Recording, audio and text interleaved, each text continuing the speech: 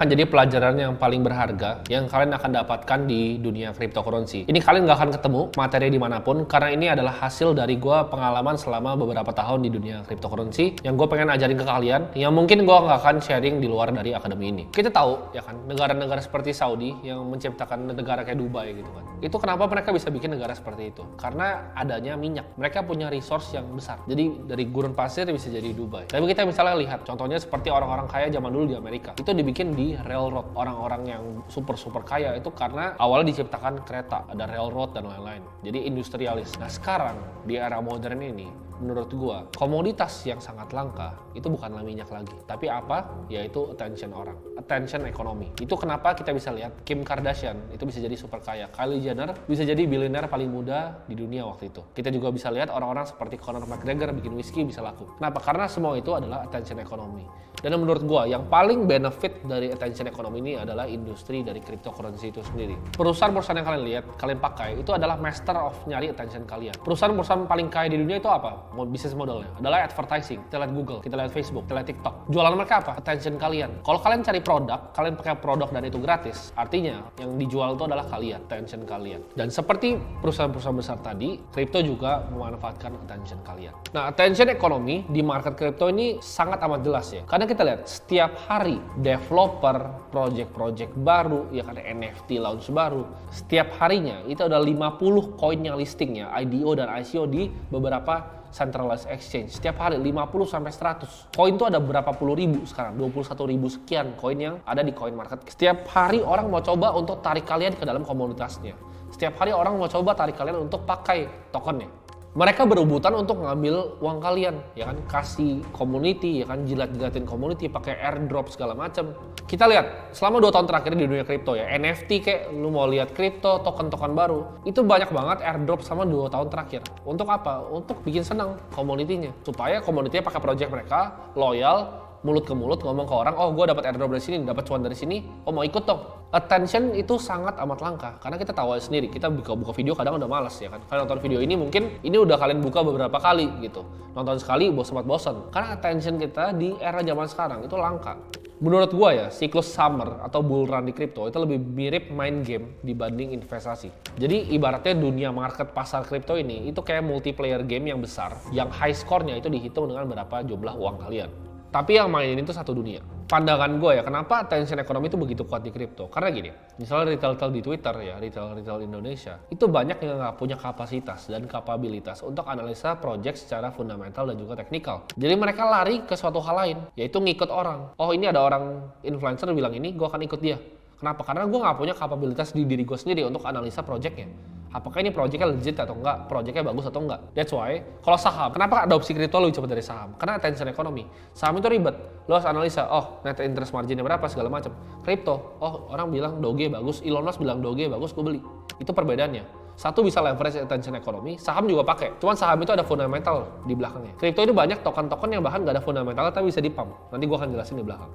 Ini rumus emas yang kalian harus tahu di dunia kripto, yaitu supply atau sellers. Itu sama dengan buyer atau demand.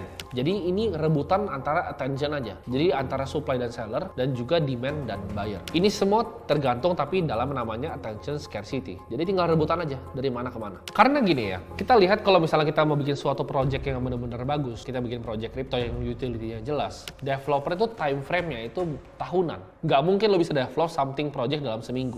Tapi time frame trader dan investor itu bisa mingguan bahkan harian. Bahkan ada yang zaman, ya kan? Jadi itu ada dislokasi antara value yang bisa benar-benar di-provide sama developer sama real cash yang terjadi di pasar.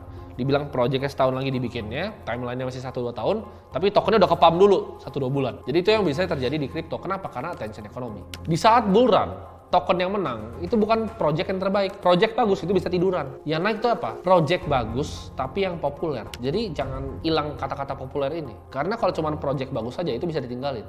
Ini gue bakal kategorin. Project bagus tapi nggak populer itu akan tercipta namanya niche market. Project baik yang populer itu pasti jadi winner namanya.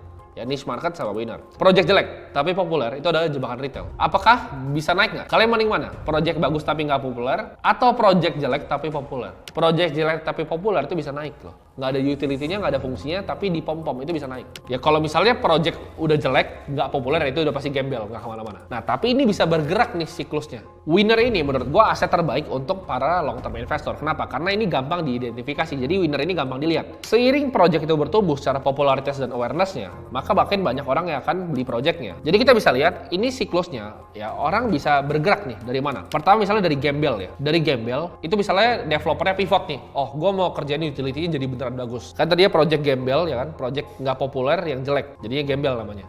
Nah dari gembel ini bergerak ke niche. Kenapa? Karena oke, developernya mulai pivot. Nah di sini tuh bisa jadi nggak laku. Begitu dia niche, udah niche projectnya makin bagus, pelan-pelan juga bisa jadi winner karena jadi populer. Nah tapi pemain kripto yang jago itu bisa cari project yang lebih murah potensi valuasinya dan tumpukin uangnya ke winner sambil cari opportunity lain. Jadi game-nya itu. Contohnya gini, kalau winner kita semua tahu winner siapa? Bitcoin, Ethereum. Udah jelas winner ya kan. Kayak misalnya kalau kita cari yang niche itu apa? Misalnya sekarang niche itu AV. Ini projectnya populer juga sebenarnya, tapi belum segede misalnya Ethereum dan Bitcoin. Kita lihat juga yang niche itu banyak sebenarnya project-project yang lain yang kecil-kecil. Gimana caranya niche ini bisa naik ke sampai populer seperti Ethereum, Solana, Bitcoin, dan BNB. Udah jadi segede itu top 10 lah, top 10 market cap. Itu adalah koin-koin yang winnernya.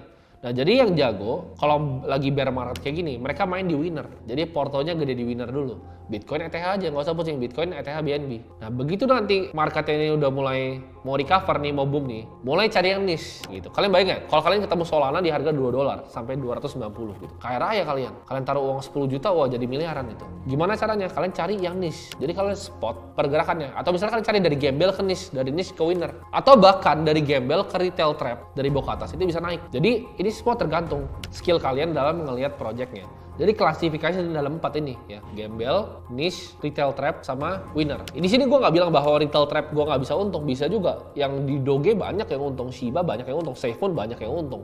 Tapi itu retail trap, habis itu dibantai gitu. FTT, Luna dibantai juga. Nah, gua kan kasih contoh ya, koin yang bisa populer dari attention. Kita lihat ya, Doge dari tahun 2014 tuh zigzag loh selama 7 tahun. Nah, orang baru belajar tentang Doge. Nah, ada pilihan nih pas orang lihat Doge. Tahun 2014 lu lihat koin Doge gitu kan. Oh, ini mah meme koin doang gitu. Koin apa? Ada dua opsinya dong. Satu beli Doge, dua nggak peduli Doge. Tapi kita tahu 99,9% orang tahun 2014 pasti nggak peduli tentang Doge. Ya harganya 7 tahun dia cuman di situ-situ aja, nggak mungkin orang mau beli. Tapi game ini, game attention economy ini berubah tahun 2021 di saat Elon Musk, orang terkaya di dunia, itu tweet tentang Doge, jadi cheerleadernya Doge. Ini bikin apa? Ada dua hal nih yang dibikin sama Elon Musk. Satu, orang yang udah lama di kripto, veteran yang main di Bitcoin dan Ethereum, akhirnya oh kayaknya Doge legit nih. Elon Musk, bos Elonnya bilang ikutan. Sama satu lagi, orang yang belum pernah ngerti sama kripto sama sekali tapi fansnya Elon Musk, oh gue beli Doge deh gitu, mulai ke kripto beli Doge. Gue yakin dari kalian ada yang pertama kali masuk kripto tuh karena kenal Doge. Nah itu adalah power dari attention economy yang dibring sama kripto. Nah ini gue akan kasih case study yang kedua tentang attention economy. Ini gue kasih token yang mungkin kalian familiar, yaitu ada Cardano dan Solana. Cardano tahun 2020